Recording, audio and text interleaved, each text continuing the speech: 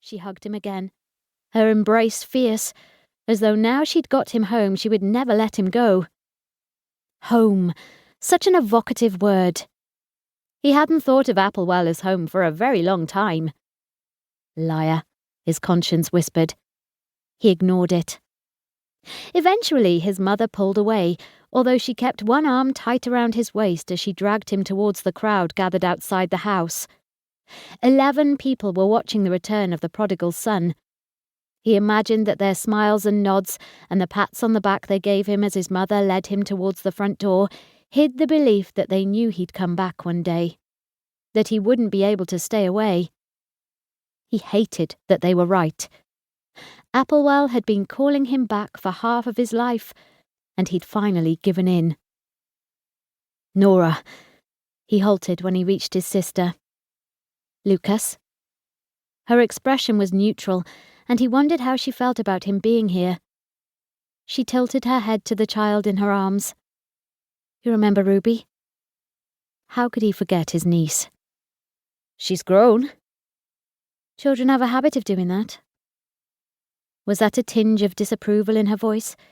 If it was, he didn't blame her. He'd only seen his niece twice since she'd been born, and the little girl must be close to 3. Lucas had a panicked thought. Had he missed her birthday? No, he couldn't have. She'd been born in June. The child hid her face in her mother's shoulder until all he could see was a plump cheek, the hint of a rosebud mouth with a thumb in it, and the sweep of long dark lashes. He resisted the urge to stroke her soft skin. He didn't have the right. Not yet. Ruby didn't know him, but he intended to rectify that. One of the things he was looking forward to was getting to know his niece. And his sister, if she'd let him. Come inside, his mother urged, pushing him through the front door. I've put on a little spread. You must be hungry. Despite not having eaten a thing today, Lucas didn't have any appetite. Nausea had been his companion on the journey, and stopping 3 times on the way for double shots of coffee hadn't helped his roiling stomach.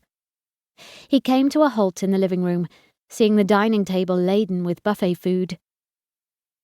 I didn't know what you'd like, so I've done a bit of everything.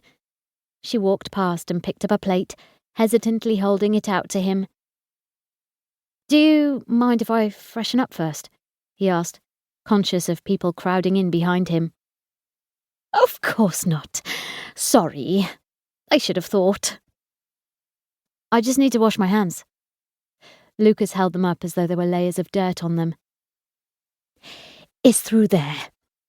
His mum pointed towards the kitchen and the downstairs loo beyond, then immediately bit her lip. Silly me. You know where it is. Lucas would have preferred the relative seclusion of the upstairs bathroom, but any respite would do for now, so he hurried through the kitchen and into the tiny lobby beyond, with the cloakroom to the right and the door to the back garden straight ahead. It briefly registered that she'd had the small outside space landscaped since the last time he'd been here. Then he slipped into the loo and shut the door. Lucas leant against it, taking deep breaths. Damn, this was difficult. He'd kind of been expecting it. Not the party, obviously, but the awkwardness, the feeling of being a guest, a stranger almost. It would take them both a while to stop tiptoeing around each other, although he didn't think for 1 minute that he and his mum would slip back into the routines and patterns of his youth. How could they, given that his youth had long disappeared? He'd taken it to London with him and left it there.